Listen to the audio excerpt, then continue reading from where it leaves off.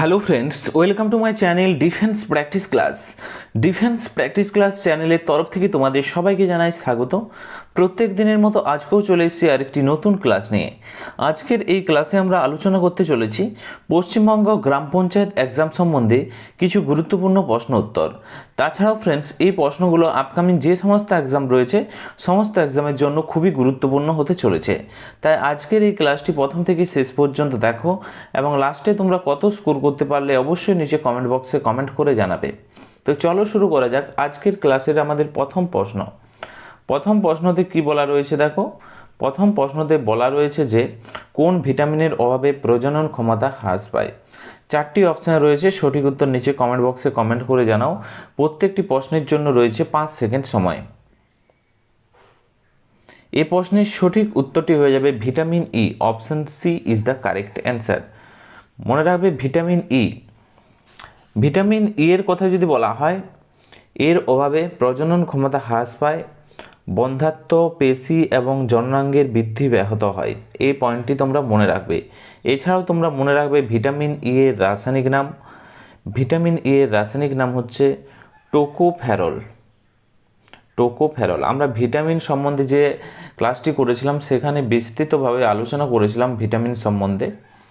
Next দেখো vitamin A. Vitamin এর কথা যদি বলা হয় তোমরা মনে রাখবে রেটিনল হচ্ছে ভিটামিন এ রাসায়নিক নাম। ভিটামিন বি এর কথা যদি বলা হয় মনে রাখবে ভিটামিন বি ওয়ান বা বি এর নাম হচ্ছে থিয়ামিন। ওকে, থিয়ামিন হচ্ছে ভিটামিন বি এর রাসায়নিক। ভিটামিন কে এর কথা যদি বলা হয় রাসায়নিক নাম মনে রাখবে ফাইলোকুইনোন।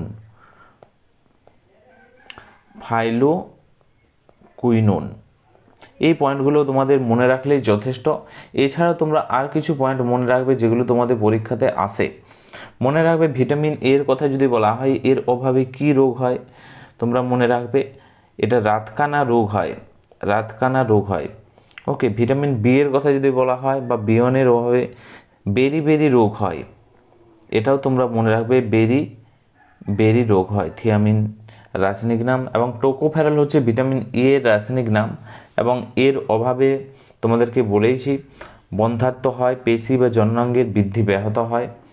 এবং ফাইলোকুইনোন যেটি ভিটামিন কে রাসায়নিক নাম, এর অভাবে হচ্ছে রক্তক্ষরণ বা হ্যামারেজ হয়। তোমরা মনে রাখবে হ্যামারেজ বা রক্তক্ষরণ হয়ে থাকে। তো তার সাথে সাথে এই পয়েন্টগুলো মনে রাখবে। নেক্সট প্রশ্ন দেখো, 2 নম্বর প্রশ্ন কি বলেছে, মানুষের জীবনকালে কয়টি দাঁত দুবার ওঠে। মানুষের সারা জীবনকালে কয়টি দাঁত দুবার ওঠে যদি বলা হয় সঠিক উত্তরটি হয়ে যাবে অপশন সি 20টি দাঁত। এই দাঁতগুলোর কথা যদি বলা হয় কি বলা হয়, দুধের দাঁত বলা হয়। এই 20টি দাঁতকে কি বলা হয়, দুধের দাঁত, যা পড়ে গিয়ে পরে আরও স্থায়ী দাঁতে বা ওঠে বা স্থায়ী দাঁতে রূপান্তরিত হয়। Option C is the correct answer. তোমাদের পরীক্ষাতে আসতে পারে এই দুধের দাঁতের সংখ্যা কটি, 20টি। পরে আরও এগুলি পড়ে স্থায়ী দাঁতে রূপান্তরিত হয়। 3 নম্বর প্রশ্ন হচ্ছে শব্দের বেগ সবচেয়ে বেশি কোথায়, কোন মাধ্যমে, কঠিন, তরল, বায়বীয় এবং শূন্যস্থান। সঠিক উত্তরটি হয়ে যাবে কঠিন পদার্থে শব্দের বেগ সবচেয়ে বেশি। Option A is the correct answer. Okay, এছাড়াও তোমরা মনে রাখবে লোহা বা ইস্পাতের কথা যদি বলা হয় ইস্পাতের মতো কঠিন মাধ্যমে শব্দ সবচেয়ে দ্রুত ভ্রমণ করে। নেক্সট হচ্ছে 4 নম্বর প্রশ্ন, উষ্ণতা বৃদ্ধির সাথে সাথে বায়ুমণ্ডলীয় চাপ কি হয়। সঠিক উত্তরটি হয়ে যাবে option A is the correct answer, কমে যায়। বায়ুমণ্ডলীয় চাপ মাপার যে যন্ত্র, সেই বায়ুমণ্ডলীয় চাপ মাপার যন্ত্রের নামের কথা যদি বলা হয় তোমরা মনে রাখবে ব্যারোমিটার। তো তার সাথে সাথে এই পয়েন্টগুলো মনে রাখবে। নেক্সট হচ্ছে 5 নম্বর প্রশ্ন দেখো, নেবার্ডের প্রতিষ্ঠাতা কোন কমিটির সুপারিশে করা হয়। সঠিক উত্তরটি হয়ে যাবে Sivaraman committee. Option D is the correct answer. মনে রাখবে নেবার্ডের ফুল ফর্ম তোমাদের পরীক্ষাতে আসতে পারে National Bank of Rural and Development Organisation. Okay, full form কি আরেকবার বলে দিচ্ছি, National Bank for Agriculture and Rural Development. এটি হচ্ছে নেবার্ডের ফুল ফর্ম। এবং মনে রাখবে এটি 1982 সালে প্রতিষ্ঠা হয়। মূলত কৃষি এবং গ্রামীণ উন্নয়নের জন্য এটি কাজ করে।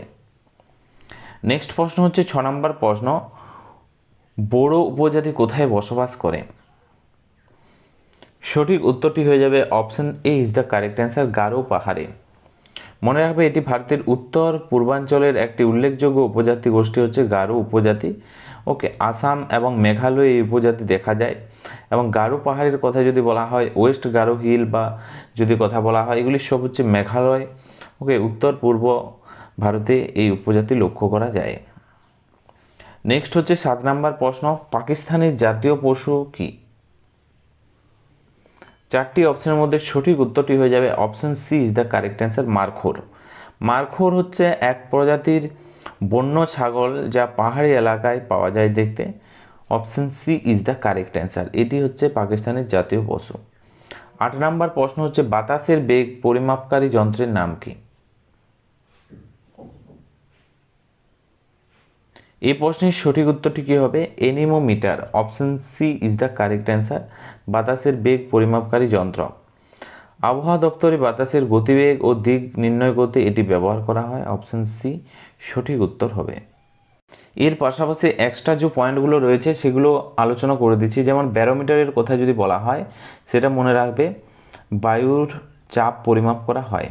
ওকে, হাইড্রোমিটারের কথা যদি বলা হয়, তরলের আপেক্ষিক ঘনত্ব। ওকে, তরলের আপেক্ষিক ঘনত্ব পরিমাপ করা হয়। থার্মোমিটারের কথা যদি বলা হয়, তাপমাত্রা মাপা হয়। তাপমাত্রা মাপা হয় থার্মোমিটার যন্ত্র। নেক্সট প্রশ্ন হচ্ছে 9 নম্বর প্রশ্ন, বরফ গলে জলে পরিণত হলে তার আয়তন কি পরিবর্তন হয়? সঠিক উত্তরটি হয়ে যাবে প্রশ্নের আয়তন কমে। Option B is the correct answer, বরফ গলে জলে পরিণত হলে। জলের একটি বিশেষ ধর্ম হল 4 ডিগ্রি সেন্টিগ্রেড তাপমাত্রায় এর ঘনত্ব সবচেয়ে বেশি হয়। নেক্সট হচ্ছে 10 নম্বর প্রশ্ন, আলপাস পর্বতমালা কোন মহাদেশে অবস্থিত? সঠিক উত্তরটি হয়ে যাবে Europe. Option A is the correct answer, এটি ইউরোপের একটি অন্যতম দীর্ঘ পর্বতমালা যা 8টি দেশের মধ্য দিয়ে বিস্তৃত। Option A is the correct answer. Next প্রশ্ন হচ্ছে 11 নম্বর প্রশ্ন, সুভাষচন্দ্র বসুর পদত্যাগের পর ভারতীয় জাতীয় কংগ্রেসের সভাপতি কে হন? সঠিক উত্তরটি হয়ে যাবে Rajendra Prasad. Option C is the correct answer. মনে রাখবে 1939 সালে ত্রিপুরীয় যে কংগ্রেসের অধিবেশন, সেখানে সুভাষচন্দ্র বসু পদত্যাগ করেছিলেন। Option C is the correct answer. Next হচ্ছে 12 নম্বর প্রশ্ন, লিফট কে আবিষ্কার করেন? খুবই গুরুত্বপূর্ণ প্রশ্ন। সঠিক উত্তরটি হয়ে যাবে ELISA OTS. Option D is the correct answer. মনে রাখবে ওটিএস লিফটের নিরাপত্তামূলক ব্রেক এবং আবিষ্কার করেছিলেন, যা লিফটকে নিরাপদ করে তোলে। Option D is the right answer. Next প্রশ্ন হচ্ছে 13 নম্বর প্রশ্ন, সিঁদুরের রাসায়নিক নাম কি? সঠিক উত্তরটি হয়ে যাবে option D is the correct answer, mercury sulphide হচ্ছে সিঁদুরের রাসায়নিক নাম। এই রাসায়নিক সংকেতের কথা যদি বলা হয়, তোমরা মনে রাখবে AgS, এবং প্রাকৃতিকভাবে এটি সিন্নাবার নামক আকরিক থেকেই পাওয়া যায়। নেক্সট প্রশ্ন হচ্ছে 14 নম্বর প্রশ্ন, ডিনামাইটের প্রধানত কি পাওয়া যায়? সঠিক উত্তরটি হয়ে যাবে অপশন ডি, নাইট্রোগ্লিসারিন পাওয়া যায় ডিনামাইটে। আলফ্রেড নোবেল ডিনামাইট আবিষ্কার করেন।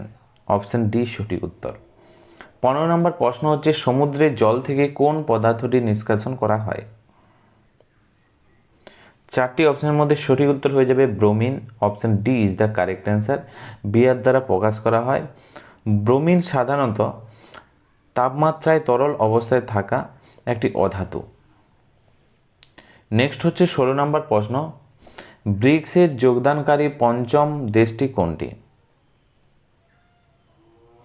সঠিক উত্তরটি হয়ে যাবে দক্ষিণ Africa. Option D is the correct answer.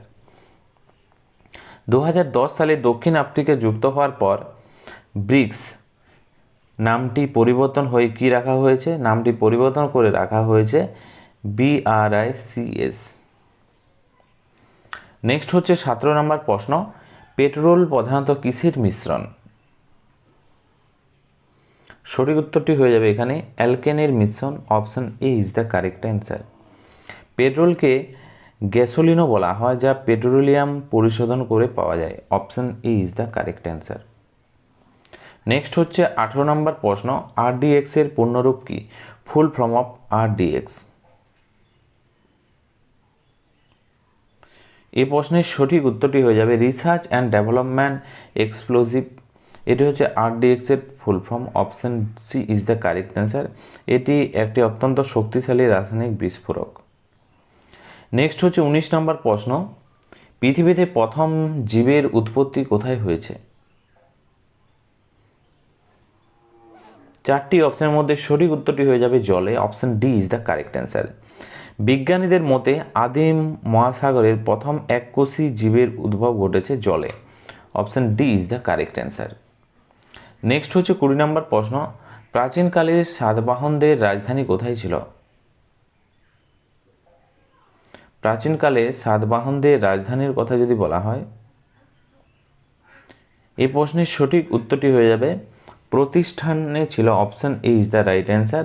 মনে রাখবে প্রতিষ্ঠান বা পৈঠান বর্তমানে মহারাষ্ট্রের রাজ্যে অবস্থিত। নেক্সট প্রশ্ন হচ্ছে 21 নম্বর প্রশ্ন, বিশ্বের বৃহত্তম সাধু জলের হ্রদ কোনটি? এই প্রশ্নের সঠিক উত্তরটি হয়ে যাবে option B is the correct answer. Superior হ্রদ হচ্ছে বিশ্বের বৃহত্তম সাধু জলের হ্রদ এবং এটি কোথায় অবস্থিত? মনে রাখবে এটি উত্তর আমেরিকা মহাদেশে অবস্থিত, আয়তনের দিক থেকে বৃহত্তম সাধু জলের হ্রদ।